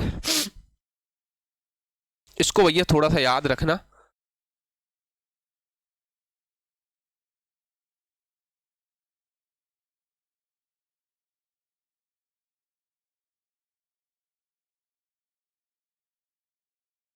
ठीक है, शिक्षण की अवस्थाओं को 3 भागों में विभाजित किया गया है। और 3 भाग कौन कौन से दोस्तों? देखो, शिक्षण से पूर्व की अवस्था, शिक्षण से पूर्व की अवस्था। अब शिक्षण से पूर्व की अवस्था जो है क्या कह रही है दोस्तों? ये अवस्था योजना अथवा तैयारी की अवस्था कहलाती है। ये अवस्था योजना क्या कहलाती है दोस्तों? योजना अथवा तैयारी की अवस्था कहलाती है, यानी कि pre active phase of teaching, पढ़ाने से पूर्व की अवस्था। ठीक है, कक्षा में पढ़ाने से पहले, इसमें कक्षा जो है उसमें पढ़ाने से पहले दोस्तों शिक्षक द्वारा किए गए सभी कार्य इस अवस्था में आते हैं। यानी कि एक टीचर को पढ़ाने से पहले खुद को क्या करना पड़ता है, तैयारी, खुद की तैयारी कैसी है दोस्तों, ये सारी बातें आती हैं। यहां यह सबसे महत्वपूर्ण दोस्तों अवस्था मानी जाती है। कौन सी? Pre phase. कौन सी? प्री एक्टिव फेज जो होती है, यानी कि पढ़ाने से पूर्व की अवस्था। ठीक है, इसमें दोस्तों देखो यहाँ पर इस अवस्था के प्रमुख कार्य, यानी कि शिक्षण दोस्तों पढ़ाने से पूर्व की जो अवस्था है इसमें जो महत्वपूर्ण कार्य होते हैं, पहला होता है कि शिक्षण उद्देश्यों का निर्धारण, यानी कि शिक्षक सबसे पहले शिक्षण के उद्देश्यों का निर्धारण करता है। शिक्षक जो होता है पढ़ाने से तो पहले दोस्तों पढ़ाने के जो उद्देश्य है उनका निर्धारण करता है कि उसको क्या पढ़ाना है, कितना पढ़ाना है, कैसा पढ़ाना है, किस तरह पढ़ाना है। इसमें ब्लूम की क्या दोस्तों? ब्लूम की टैक्सोनॉमी का प्रयोग किया जाता है। तो भाई एक सिद्धांत है ब्लूम की टैक्सोनॉमी, इस सिद्धांत का प्रयोग किया जाता है। उद्देश्य निर्धारित करते समय विद्यार्थियों के प्रारंभिक व्यवहार, उनका अंतिम व्यवहार और आवश्यकताओं को ध्यान में रखा जाता है। बिल्कुल भाई, अब पढ़ाने से पहले बच्चों के भाव देखो, उनकी शक्लें देखो, ठीक है, जब वो पढ़ रहे जब उनकी शक्लें देखो भाई, उनका यानी कह सकते हैं टेस्ट लो, बीच बीच में प्रश्न पूछो, क्या उनके रिएक्शन आते हैं। एक दोस्तों जब चैप्टर खत्म हो रहा है तब उनके रिएक्शन देखो, उनका टेस्ट लो, उनसे संक्षिप्त में प्रश्न पूछो, उनसे क्वेश्चन करो, ठीक है। फिर उसके बाद जब चैप्टर पूरा खत्म हो गया तो उनकी एक परीक्षा लो, तो भाई वहां पर उनके अलग अलग जो रिएक्शन है वो देखने को मिलते हैं। तो उन सारी चीज़ों को आप देखकर नोटिस करो कि क्या चल रहा है, उनका व्यवहार कैसा है। ठीक है, तो क्या है? विद्यार्थियों के प्रारंभिक व्यवहार, ठीक है दोस्तों, अंतिम व्यवहार और उनकी जो आवश्यकता है, उनके लिए क्या क्या चीज़ की जरूरत है, उन सारी चीज़ों को यहाँ पर आप क्या करो, देखो। ये होता है दोस्तों शिक्षण उद्देश्यों के निर्धारण में, यानी कि शिक्षण से पहले की जो प्रक्रिया है उसमें आपको पहले ही आपको ये चीजें पता रखनी है। अगला है दोस्तों पाठ्य सामग्री का चयन, यानी कि शिक्षक पढ़ाई जाने वाली पाठ्य सामग्री का चयन एवं विश्लेषण करता है। ठीक है, चयन करते समय ध्यान रखा जाता है क्या भाई दोस्तों की पाठ्यक्रम की आवश्यकता क्या है, कि जो उसको पढ़ाना है, जो बच्चों को पढ़ाना है उसकी क्या आवश्यकता है, क्यों यूज किया जा रहा है भाई उसको। ठीक है, विद्यार्थियों का पूर्व व्यवहार क्या है? पूर्व व्यवहार का मतलब है दोस्तों पूर्व ज्ञान। इन बच्चों को जो अब ये पढ़ेंगे इसका कुछ इससे पहले उसको उनके बारे में ये कुछ जानते हैं। आप 5th क्लास में पढ़ रहे हो तो 4th में मैथ पढ़ के आए हो, 3rd में मैथ पढ़ करके आओ, 2nd में मैथ पढ़ के आओ। 5th क्लास की मैथ को तभी पढ़ पाओगे जब आपने पिछली क्लासों में मैथ पढ़ी होगी। ऐसा तो नहीं है आप सीधी 5th क्लास में आ गए।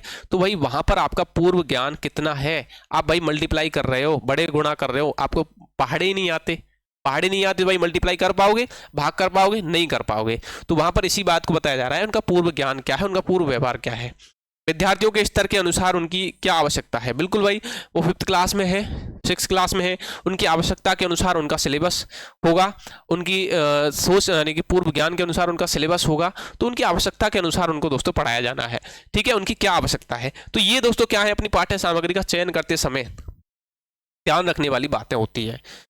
जो आपने पढ़ी, पाठ्यक्रम की आवश्यकता क्या है, विद्यार्थियों का पूर्व ज्ञान यानी कि व्यवहार क्या है, विद्यार्थियों के स्तर के अनुसार उनकी आवश्यकता क्या है। इसके बाद दोस्तों अपना आता है कि पढ़ाने से पूर्व की जो प्रक्रिया, उसी में पाठ्य सामग्री का क्रमबद्ध संगठन। क्या भाई? एक क्रमबद्ध संगठन, यानी कि पाठ्य वस्तु जो है उसके तत्वों को सरल से कठिन, पाठ्य वस्तु जो है उसके तत्वों को सरल से कठिन दोस्तों, ज्ञात से अज्ञात के क्रम में व्यवस्थित किया जाए। ठीक है, विद्यार्थियों के स्तर के अनुसार प्रस्तुतिकरण की रणनीति तय की जाए। यानी कि जो तत्व है दोस्तों उनको सरल से कठिन और कठिन से सरल, ज्ञात से अज्ञात के क्रम में व्यवस्थित किया जाए, ज्ञात से अज्ञात के क्रम में व्यवस्थित किया जाए। विद्यार्थियों के स्तर के अनुसार प्रस्तुतिकरण रणनीति तय की जाए। यानी कि दोस्तों उनको पढ़ा दिया आपने, वो पढ़ाना सरल था, फिर उसके बाद दोस्तों उनको क्वेश्चन दिए, अब वहाँ पर क्वेश्चन दिए तो वो कठिन हो गया उनके लिए। अब वहाँ पर दोस्तों वो क्या होगा, फिर से पढ़ेंगे जब जवाब दे जाएंगे। यानी कि सरलता से कठिनता की ओर, ज्ञात से अज्ञात की ओर। जो पढ़ रहे थे वो उनको ज्ञात था, अब वो ज्ञात होगा दोस्तों, उनको जब वहाँ पर प्रश्न मिलेंगे तो वो अज्ञात होंगे। यानी कि उनको अब दोबारा से अपने दिमाग पर जोर डालना पड़ेगा। ठीक है, तो दोस्तों वहाँ पर प्रस्तुतिकरण की रणनीति तय करनी पड़ेगी। पाठ्य सामग्री का क्रमबद्ध संगठन, क्रमबद्ध संगठन यानी कि दोस्तों पाठ्य वस्तु के तत्वों को सरल से कठिन, ज्ञात से अज्ञात के क्रम में व्यवस्थित किया जाता है। विद्यार्थियों के स्तर के अनुसार प्रस्तुतिकरण की रणनीति तय की जानी चाहिए। बिल्कुल भाई, स्तर किसी भी कक्षा के विद्यार्थियों के लिए उनके स्तर के अनुसार ही दोस्तों उनकी पाठ्य पुस्तकें होती हैं, उनका सिलेबस होता है। ऐसा तो है नहीं कि किसी क्लास के लिए किसी दूसरी क्लास का सिलेबस दे दिया जाए, या टीचर जो है दोस्तों 5th क्लास के बच्चों को 10th क्लास की चीज़ें पढ़ाएगा। नहीं, वो उनके लिए उनकी ही चीज़ें पढ़ाएगा, उनके पाठ्यक्रम के अनुसार पढ़ाएगा। तो ये जो रणनीति है पहले ही तय करनी पड़ती है। ठीक है, शिक्षण युक्तियां एवं प्रविधियों का चयन, दोस्तों उद्देश्य एवं पाठ्य वस्तु के अनुरूप शिक्षण विधियां, युक्तियां एवं सहायक सामग्री का चयन किया जाता है। बिल्कुल, आप 6th क्लास में पढ़ रहे हो, आप 10th में पढ़ रहे हो, उसके अनुसार सिलेबस होता है, उस सिलेबस के अनुसार आपको पढ़ाया जाता है। जितना उसमें दिया होता है उतना आपको समझाया जाता है। टीचर अपने अनुसार आपको बहुत अच्छी तरह से समझाने का प्रयास करता है, कुछ एक्स्ट्रा में, कुछ अपनी भाषा में, कुछ उस भाषा में जो अपनी पुस्तकों में लिखी हुई है। तो दोस्तों जो पुस्तक की भाषा है बच्चों को समझ में नहीं आती है, तो फिर टीचर अपनी भाषा में, उनकी भाषा में उनको समझाने का प्रयास करता है। ठीक है, तो यही बात हो रही है दोस्तों, शिक्षण विधियाँ, युक्तियाँ और सहायक सामग्री का चयन। ठीक है, इसके बाद अपन बढ़ते हैं दोस्तों यहाँ पर शिक्षण युक्तियों का विस्तार। ये अभी पहले में ही चल रहे हैं, यानी कि शिक्षण से पूर्व की अवस्थाएं चल रही हैं। ये अवस्थाएं देखो भाई। ठीक है, तो एक अवस्था कौन सी है दोस्तों, शिक्षण युक्तियों का विस्तार। यानी कि शिक्षक यह भी निर्धारित करता है कि वह कक्षा में कब प्रश्न पूछेगा, कब व्याख्यान देगा, श्यामपट्ट या सहायक सामग्री का प्रयोग कब करेगा। इससे समय का सही प्रबंधन होता है। बिल्कुल भाई, यानी कि दोस्तों कब टीचर को एक प्रश्न पूछना है बच्चों से, ठीक है, कब उसका व्याख्यान देना है। ठीक है, इसके अलावा दोस्तों सहायक सामग्री जैसे श्यामपट्ट है, चौक है, इनका उपयोग कब करना है, लिखना कब है, कब नहीं लिखना है, कब कैसा पढ़ाना है, ये सारी जो टीचिंग मेथड है दोस्तों पहले ही उसको डिसाइड करने पड़ते हैं। ठीक है, ये दोस्तों होती है कौन सी अवस्था, अपनी शिक्षण से पूर्व की अवस्था, जिसमें अपन ने बहुत सारे पॉइंट यहाँ पर पढ़े। अब दोस्तों अपन टीचिंग, शिक्षण की अंतःक्रियात्मक अवस्था यानी कि इंटरेक्टिव फेज ऑफ टीचिंग, जब टीचर पढ़ा रहा है, ये तब की अवस्था आती है। अब ये होती है दूसरे नंबर की अवस्था। दोस्तों इसमें क्या है, शिक्षण की अंतःक्रियात्मक अवस्था को वास्तविक कक्षीय शिक्षण की अवस्था कहा जाता है। क्या, शिक्षण की अंतःक्रियात्मक अवस्था, जब टीचर पढ़ा रहा होता है, वास्तविक कक्षीय शिक्षण की अवस्था कहते हैं। वास्तविक यानी कि दोस्तों, वास्तविक यानी जब टीचर पढ़ा रहा है तब की अवस्था। इस अवस्था में पाठ्य वस्तु का प्रस्तुतिकरण होता है। किसका, पाठ्य वस्तु का प्रस्तुतिकरण, यानी कि जो पाठ्य वस्तु तुम्हारी है, जो तुम्हारा सिलेबस है, उसका प्रस्तुतिकरण हो रहा होता है, जो चैप्टर है उसका प्रस्तुतिकरण हो रहा होता है। तथा शिक्षक और विद्यार्थियों के बीच सक्रिय अंतःक्रिया स्थापित होती है। यानी कि दोस्तों आप मेरे से पढ़ रहे हो, आप मेरे को देख रहे हो, मेरे को सुन रहे हो, मैं आपको सुना रहा हूं, पढ़ा रहा हूं, दिखा रहा हूं, तो ये एक अंत्य क्रिया होती है किसके मध्य, एक टीचर और एक स्टूडेंट्स के मध्य। शिक्षण की सफलता, शिक्षण की सफलता का अधिकांश भाग इसी अवस्था पर निर्भर करता है दोस्तों। बिल्कुल, अगर जब मैं पढ़ा रहा हूं आप बहुत अच्छी तरह से पढ़ रहे हो, असली दोस्तों जो कह सकते हैं जो चैप्टर को समझने का जो समय है वो यही है जब टीचर अच्छी तरह से समझा रहा हो, जब आपका ध्यान उस टीचर की तरफ अच्छी तरह से हो, उस पढ़ाने पर आपका ध्यान अच्छी तरह से हो, ठीक है, और पढ़ने पर आपका ध्यान अच्छी तरह से हो, तो भाई ये आपके लिए और एक टीचर के लिए दोनों के लिए परिणाम उन्मुख होगा। ठीक है, तो ये होती है दूसरी अवस्था। इस दूसरी अवस्था में दोस्तों कुछ पॉइंट आते हैं, जैसे कि एक आता है कक्षा के आकार की अनुभूति, यानी कि sizing up the class, class का जो आकार है उसके ऊपर।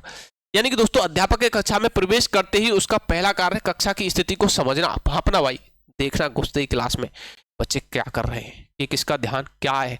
वो घुसते ही टीचर के दोस्तों जैसे ही बच्चे डर जाते हैं, कुछ डर जाते हैं, कुछ बड़े खुश हो जाते हैं, कुछ भैया आराम से बैठे रहे, तो उनकी अवस्था को नोटिस करना कि कौन सा इंटरेस्ट दिखाएगा पढ़ने में, कितना इंटरेस्ट दिखाएगा पढ़ने में। ठीक है, तो विद्यार्थियों की संख्या दोस्तों कि विद्यार्थी कितने हैं एक क्लास के अंदर, कितने विद्यार्थी होने चाहिए। ऐसा नहीं है कि 100 विद्यार्थी आपने एक क्लास के अंदर ठूंस दिए, फिर आप उनको पढ़ा रहे हो, किसी के समझ में आ रहा है, किसी के नहीं आ रहा, आपको बस अपना काम करना और चले गए, ऐसा नहीं है भाई। ठीक है, तो कक्षा का वातावरण कैसा है दोस्तों, शोरगुल वाला वातावरण है, यानी कि टीचर क्लास में पढ़ा रहा है, ऐसा तो नहीं बाहर की आवाज़ें अंदर आ रही हैं या बच्चे शोरगुल हल्ला मचा रहे हैं, ऐसा तो नहीं है। शांत वातावरण होना चाहिए, बिल्कुल पढ़ने का माहौल होना चाहिए। ठीक है, विद्यार्थियों की मन स्थिति और दोस्तों इनका स्तर, विद्यार्थी कौन सी कक्षा के हैं उन कक्षा के अनुसार, उस स्तर के अनुसार उनको पढ़ाना है, उनकी मन स्थिति को देखना है, इनके भाई मन में क्या चल रहा है। अभी पढ़ाना, जैसे हम पढ़ाना स्टार्ट करेंगे या पढ़ा रहे हैं तो इनका इंटरेस्ट कैसा है पढ़ाने में, इंटरेस्ट कैसा है पढ़ने में, ठीक है, का अवलोकन करता है। ठीक है, मन स्थिति का और दोस्तों स्तर का अवलोकन करता है, जिससे शिक्षण को उसी अनुरूप डाला जा सके। यानी कि दोस्तों उनकी मन स्थिति को देखना है, उनकी रुचि को देखना है, उसके अनुसार ही उनको पढ़ाना है। ऐसा नहीं है आप जो बच्चा इंटरेस्ट दिखाई नहीं रहा है, बिल्कुल आप उसको बहुत इंटरेस्ट से पढ़ा रहे हो, बहुत तरीके से पढ़ा रहे हो, भाई उसका इंटरेस्ट जगाओ पहले उस चैप्टर के लिए, इस चैप्टर में क्या होगा, क्या अपन इसके बारे में पढ़ेंगे। छात्रों का निदान दोस्तों, यानी कि डायग्नोसिस ऑफ द लर्नर्स। इसमें क्या होता है दोस्तों, छात्रों का निदान, यानी कि इस चरण में अध्यापक यह जांच करता है कि विद्यार्थियों का विषय से संबंधित पूर्व ज्ञान कितना है।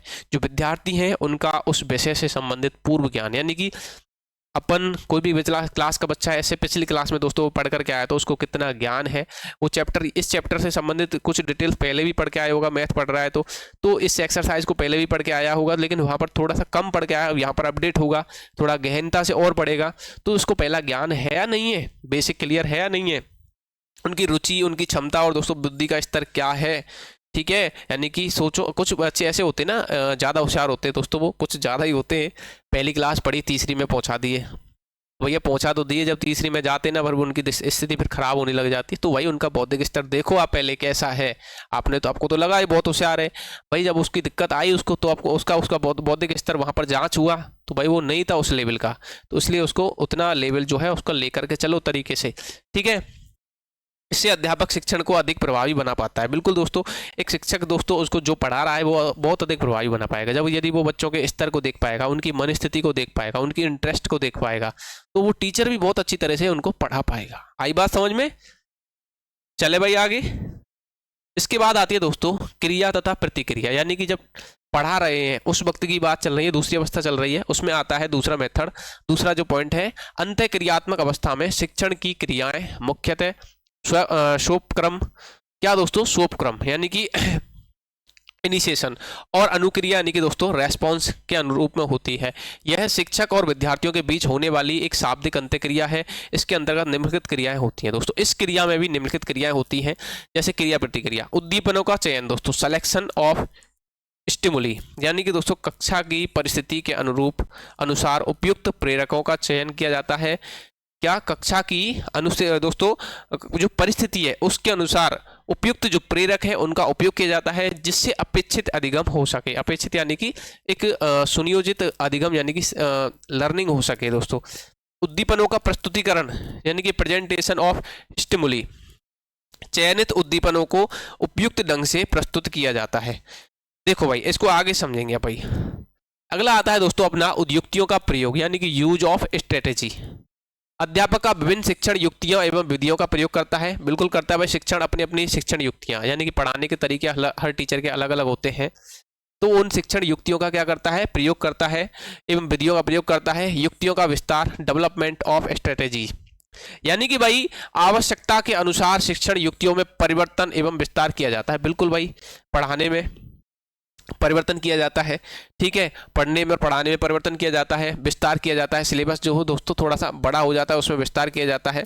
इसके अलावा है दोस्तों प्रस्तुतिकरण यानी कि प्रेजेंटेशन। अध्यापक पाठ्य सामग्री को प्रभावी ढंग से प्रस्तुत करता है। बिल्कुल भाई, एक प्रभावी ढंग से पाठ्य सामग्री को क्या करता है, प्रस्तुत करता है। इस हेतु दृश्य श्रव्य सामग्री का प्रयोग किया जाता है, जिससे शिक्षण रोचक और स्पष्ट बनता है। जैसे कि दोस्तों मैं यहाँ पर बोल रहा हूँ, किससे, माइक की सहायता से, आपको दिखा रहा हूँ किसकी सहायता से, इस बोर्ड की सहायता से, ठीक है। तो यहाँ पर दोस्तों दृश्य और श्रव्य जो सामग्री है उसके प्रभावी ढंग से दोस्तों उसको प्रस्तुत करना, ठीक है, और दोस्तों उसका प्रयोग करना, जिससे शिक्षण कैसा हो सके, इंटरेस्टिंग हो सके और प्रभावी भी हो सके। आई बात समझ में? तो भाई ये सारी बातें यहाँ पर होती है, ठीक है। एक और देखो इसमें पॉइंट क्या है दोस्तों, प्रतिपुष्टि एवं पुनर्बलन। ये क्या होता है भाई, यानी कि फीडबैक एंड रेनफोर्समेंट, यानी कि फीडबैक। यहाँ पर दोस्तों बात करें, देखो किसकी, प्रतिपुष्टि की और पुनर्बलन की। अंत क्रियात्मक अवस्था में शिक्षण की क्रियाएं दोस्तों मुख्यतः सोपक्रम और अनुक्रिया यानी कि रेस्पॉन्स के रूप में होती है। यह शिक्षक और विद्यार्थियों के बीच होने वाली शाब्दिक अंत्य क्रिया है दोस्तों। कौन सी, जो प्रतिपुष्टि और पुनर्वलन की जो प्रक्रिया है, ये शिक्षक और विद्यार्थियों के बीच में होने वाली एक अंत्य क्रिया है। जैसे कि दोस्तों इसके बारे में पढ़े, इसके अंतर्गत निम्नलिखित क्रियाएं शामिल होती हैं। समझना भाई, प्रतिपुष्टि क्या होती है, इसका अर्थ क्या होता है, विद्यार्थियों को उनके प्रदर्शन के बारे में जानकारी देना, यानी कि दोस्तों उनका प्रदर्शन कैसा रहा, उनका रिजल्ट कैसा रहा, उसके बारे में उनको जानकारी देना। ये शाब्दिक एवं अशाब्दिक दोनों हो सकती है, ठीक है। ये शाब्दिक भी हो सकती है और अशाब्दिक भी हो सकती है, ठीक है। पुनर्वलन दो प्रकार का होता है दोस्तों। अब आता है, ये तो हो गई प्रतिपुष्टि, उनके प्रदर्शन के बारे में जानकारी देना, ये होता है पुनर्वलन। पुनर्वलन की बात करें तो ये होता है दोस्तों दो प्रकार का पुनर्वलन। पहला होता है धनात्मक पुनर्वलन, एक होता है ऋणात्मक पुनर्वलन। ये क्या होता है दोस्तों, प्रशंसा करना, पुरस्कार आदि से सही प्रतिक्रिया की संभावना बढ़ती है। आप किसी विद्यार्थी की क्या कर दो, प्रशंसा कर दो, उसके रिजल्ट की ये बताओ कि भाई तुम्हारा रिजल्ट बहुत अच्छा रहा है, आगे बहुत मेहनत करो, इसी तरह मेहनत करते रहो, ठीक है। तो वहां पर दोस्तों उसकी प्रशंसा की आपने, उसको प्रशंसा पुरस्कार दिए, स्टेज पर बुला करके स्कूल की तरफ से पुरस्कार दिए गए दोस्तों, उसका सही प्रतिक्रिया की संभावना बढ़ती है। उससे दोस्तों वो क्या होता है, फिर आगे और भी अच्छा करने का वो विद्यार्थी प्रयास करता है। तो ये तो हो गया धनात्मक पुनर्वलन। एक होता है दोस्तों ऋणात्मक पुनर्वलन। डांट या दंड द्वारा अवांछित व्यवहार में कमी लाई जा सकती है। बिल्कुल, कैसे भाई, कोई बच्चा बहुत ज्यादा उद्दंडी है, उद्यमी है बहुत ज्यादा, अब उसको क्या की भाई, उसको समझाया गया, उसको दंड दिया गया, उसकी पिटाई की गई।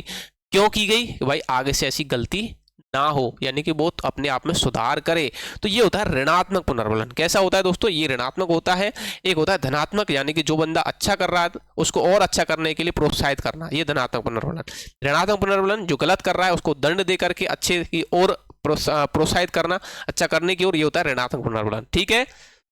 प्रतिपुष्टि और पुनर्वलन के माध्यम से विद्यार्थियों के व्यवहार में वांछित परिवर्तन लाया जाता है। क्या लाया जाता है, वांछित परिवर्तन लाया जाता है। किसके माध्यम से, प्रतिपुष्टि यानी कि उसको उसके रिजल्ट की जानकारी देना, उसके प्रदर्शन की जानकारी देना, क्या प्रदर्शन उसका रहता है, अच्छा प्रदर्शन रहता है या खराब प्रदर्शन रहता है, ये प्रतिपुष्टि है। पुनर्वलन, वो अच्छा कर रहा है उसको और अच्छा करने के लिए प्रोत्साहन करना। ऋणात्मक पुनर्वलन, वो गलत कर रहा है उसको दंड दे करके अच्छे की ओर प्रोत्साहित करना, ठीक है। इसके बाद अपन देखते हैं यहाँ पर शिक्षण के बाद की अवस्था। तो ये पढ़ लिया अपन ने दो अवस्था, शिक्षण से पूर्व की अवस्था, शिक्षण के मध्य की अवस्था जब पढ़ा रहा है टीचर, एक शिक्षण के बाद की अवस्था, पढ़ाने के बाद, यानी कि post active phase of teaching. शिक्षण के बाद की अवस्था मुख्य रूप से मूल्यांकन से संबंधित होती है। किससे, मूल्यांकन एक तरह से टेस्ट हो गया, इसलिए इसे मूल्यांकन अवस्था भी कहा जाता है। क्या कहा जाता है इसको, तो इसको मूल्यांकन अवस्था भी कहा जाता है। इस अवस्था में अध्यापक यह जांच करता है दोस्तों कि शिक्षण के पश्चात विद्यार्थियों में अपेक्षित अधिगम और व्यवहार परिवर्तन हुआ या नहीं। यानी कि मैं आपको कहूं, मैंने आपको जितना पढ़ाया उसके बाद दोस्तों मैं आपसे प्रश्न पूछता हूं, आप उनका जवाब दे पाते हो या नहीं दे पाते हो, आपने कितना समझा कितना नहीं समझा, इसकी जानकारी मेरे को उससे प्राप्त होती है। कब, जब मैं आपसे प्रश्न पूछता हूं, संक्षिप्त में पूछता हूं चाहे डिटेल्स में पूछता हूं, ठीक है या नहीं। इसके लिए अध्यापक विद्यार्थियों से विभिन्न प्रकार के प्रश्न पूछता है, उनके उत्तरों के आधार पर मूल्यांकन करता है कि कौन कितना जानता है, किसका कितना पढ़ने में ध्यान था, कौन कितना डल है, कौन कितना होशियार है, कौन कितना तेज है। ये कब? मूल्यांकन शिक्षण के बाद की अवस्था। शिक्षण के बाद की अवस्था की दोस्तों प्रमुख क्रिया। अब इसके भी कुछ प्रमुख क्रिया, जैसे व्यवहार परिवर्तन के मानदंड का निर्धारण। ये क्या होता है भाई? अध्यापक शिक्षण के द्वारा अपेक्षित व्यवहार परिवर्तन को स्पष्ट करता है, जिससे मानदंड व्यवहार कहा जाता है। दोस्तों क्या कहा जाता है? मानदंड व्यवहार। इस आधार पर विद्यार्थियों के वास्तविक व्यवहार की तुलना अपेक्षित व्यवहार से करके मूल्यांकन किया जाता है। यानी कि दोस्तों जब वो पढ़ रहा था, जब टीचर पढ़ा रहा था, तब उसका व्यवहार वो वास्तविक व्यवहार था। अब दोस्तों किताब की चैप्टर खत्म हो गया, प्रश्नों की पूछताछ चालू हो गई, टीचर ने प्रश्न पूछने चालू हो गए, अब उसका जो व्यवहार है वो कैसा है दोस्तों? तो वहां पर ये चीजें अपेक्षित व्यवहार, यानी कि टीचर किसकी अपेक्षा कर रहा था? टीचर अपेक्षा कर रहा कि यहाँ पर मैंने जो पढ़ाया है इसके ये जवाब देंगे, जब मैंने वास्तविक रूप से जब इनको पढ़ाया था, और अब मैं अपेक्षा कर रहा हूँ किसकी? प्रश्नों के पूछने पर इनके जवाबों की। तो दोस्तों वहां पर वास्तविक व्यवहार, जो अपेक्षित व्यवहार है, ठीक है, उसे मूल्यांकन किया जाता है। उसका क्या किया जाता है? मूल्यांकन किया जाता है। वास्तविक व्यवहार की तुलना अपेक्षित व्यवहार से करके मूल्यांकन किया जाता है। तो वास्तविक व्यवहार जब करंट में हम पढ़ रहे थे, अपेक्षित व्यवहार जब हम प्रश्नों की पूछने की बात कर रहे हैं, ठीक है। यहां पर दोस्तों अगला आता है मूल्यांकन की उपयुक्त प्रविधियों का चयन। मूल्यांकन कैसे करना है? अध्यापक विद्यार्थियों के मूल्यांकन हेतु उपयुक्त प्रविधियों और परीक्षाओं का चयन करता है। बिल्कुल भाई, टेस्ट लेता है वो, हमारे परीक्षाओं का चयन करता है। विभिन्न प्रकार की परीक्षाओं के माध्यम से विद्यार्थियों के ज्ञान, उनके समझ, उनकी कौशल, उनकी अभिवृत्ति और आदि परीक्षा बच्चों का मूल्यांकन करता है। क्या करता है कि वो विभिन्न प्रकार की परीक्षाएं लेता है, और उन परीक्षाओं के माध्यम से दोस्तों उनके ज्ञान की, उनकी समझ, कितनी समझ में उनके आया, कितना वो खुद से सोच सकते हैं, कितना उनके अंदर कौशल है, कितनी उनके अंदर अभिवृत्ति है, आदि सभी पक्षों का मूल्यांकन कौन करता है? टीचर करता है, ठीक है। प्राप्त साक्ष्यों के आधार पर क्या करता है? सुधार भी करता है। प्राप्त साक्ष्य, जो साक्ष्य उसको प्राप्त हुए, उनके आधार पर सुधार करता है। यानी कि उसने टेस्ट लिया, अब उन टेस्टों के आधार पर दोस्तों वो क्या पता लगाता है कि किस बच्चे की स्थिति क्या है, कौन कितना समझ पाया, किसका ध्यान पढ़ने में कितना था, ठीक है। तो मूल्यांकन से प्राप्त जो परिणाम है, उन परिणामों के आधार पर अध्यापक अपनी शिक्षण विधियों, युक्तियों एवं नीतियों में आवश्यक परिवर्तन करता है। बिल्कुल भाई, वहां पर वो देखता है कि मैंने पढ़ाया था तो बच्चों को समझ में बड़ा कम आया है, अब वो वहां पर ये क्या करेगा? मेरे में कोई कमी है तो भाई मैं उनको अपनी कमियों को कम करूं, खत्म करूं उन कमियों को, और अपने पढ़ाने में जो परिवर्तन लाना है उस परिवर्तन को लाऊं। किस तरह से इनको पढ़ाना है? हंस करके पढ़ाना है, रो करके पढ़ाना है, चित्रों से पढ़ाना है, इमेज से पढ़ाना है, वीडियो से पढ़ाना है, ऑडियो से पढ़ाना है, ठीक है, मार करके पढ़ाना है, कैसे पढ़ाना है। तो वहां पर वो अपने व्यवहार में, अपनी शिक्षण की नीतियों में परिवर्तन लाएगा। इससे भविष्य में शिक्षण अधिक प्रभावी बनाया जा सकता है। बिल्कुल भाई। इसके बाद है दोस्तों शिक्षण के बाद की अवस्था के महत्व। शिक्षण की बाद की अवस्था चल रही है, अब इसके महत्व क्या है दोस्तों? Importance of post active phase of teaching. कक्षीय पर्यावरण, यानी कि कक्षा का जो पर्यावरण है उसका मूल्यांकन किया जा सकता है तथा कक्षा प्रबंधन में आवश्यक सुधार किए जा सकते हैं। कक्षा का जो मैनेजमेंट है उस मैनेजमेंट में क्या किए जा सकते हैं? आवश्यक सुधार किए जा सकते हैं। और क्या किया जा सकता है भाई? यह अवस्था अध्यापक एवं विद्यार्थी दोनों को अपने कार्य में सुधार करने में सहायता प्रदान करती है। यानी कि शिक्षण के बाद की अवस्था जो होती है, पढ़ने के बाद की अवस्था जो होती है, अपना कोई चैप्टर खत्म हो गया उसके बाद की जो अवस्था होती है उसकी बात कर रहे हैं, तो यह अवस्था अध्यापक और विद्यार्थी दोनों को अपने कार्य में सुधार करने में सहायता प्रदान करती है। जब हमारे मूल्यांकन हो रहे होते हैं, टेस्ट हो रहे होते हैं, जब टेस्ट में नंबर कम आते हैं, तो एक टीचर की क्या रेस्पॉन्सिबिलिटी है कि बच्चों के नंबर कम आ रहे हैं तो क्यों आ रहे हैं? आपके पढ़ाने में कोई कमी है, या शिक्षण की विधियों में आपकी शिक्षण जो प्रक्रिया है, यानी कि आपके पढ़ाने का जो तरीका है वो गलत है, ठीक है, तो वहां पर टीचर को अपने तरीकों में परिवर्तन करना पड़ता है। दूसरा, बच्चे मेहनत नहीं कर रहे हैं, घर पर नहीं पढ़ रहे हैं, तो उनको दोस्तों वहां पर अपनी कमियां, यानी कि स्टूडेंट्स की जो कमियां हैं वो पता लगती हैं, तो वहां पर टीचर और स्टूडेंट दोनों में दोस्तों सुधार की, विद्यार्थी और अध्यापक दोनों में अपने कार्य में सुधार करने में सहायता प्रदान करती है। कौन सी? शिक्षण से बाद की अवस्था। शिक्षण उद्देश्यों की प्राप्ति की जांच की जा सकती है। शिक्षण उद्देश्य, यानी कि दोस्तों पढ़ाने की बाद की अवस्था में क्या की जा सकती है? शिक्षण के उद्देश्यों की जो प्राप्ति की जांच प्राप्ति जो करना चाहते हो आप, उसकी जांच की जा सकती है। बिल्कुल की जा सकती है। वो तो कभी की जाएगी? जब कोई चैप्टर खत्म होगा, कोई पार्ट खत्म होगा, तभी प्राप्त होगी भाई, और उसमें सुधार किया जा सकता है। अनुदेशात्मक प्रक्रिया, दोस्तों कौन सी? डायरेक्शन। अनुदेशात्मक प्रक्रिया में शिक्षण सामग्री का मूल्यांकन किया जा सकता है जिससे शिक्षण विधियों में सुधार संभव हो सके। बिल्कुल भाई। विषय वस्तु का मूल्यांकन करके, किसका? विषय वस्तु का मूल्यांकन करके उससे संबंधित नए सुझाव और सुधारात्मक उपाय दिए जा सकते हैं। बिल्कुल भाई, विषय वस्तु का मूल्यांकन करो, उससे संबंधित जो भी सुझाव है उन सुझावों को स्टूडेंट्स को दो। आपके लिए कोई सुझाव लेना है तो आप अपने से अब बड़े किसी टीचर से लो।